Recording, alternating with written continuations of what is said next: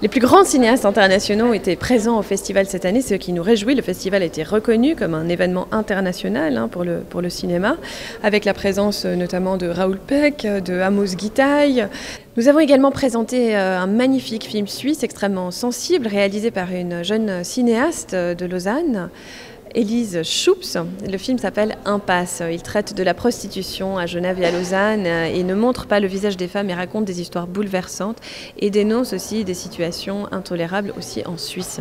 Ça a été une édition extraordinaire, j'ai envie de dire historique. Le forum qui était mené par Philippe Motta a proposé 15 débats de très haut niveau avec des immenses invités internationaux.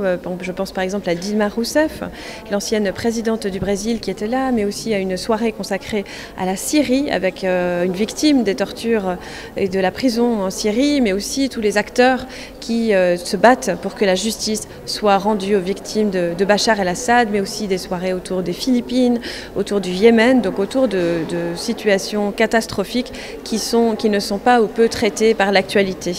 Plusieurs grands axes se sont dessinés autour de cette édition. Beaucoup de femmes cinéastes ont été présentées. Donc on a aussi parlé du féminisme, des personnes transgenres.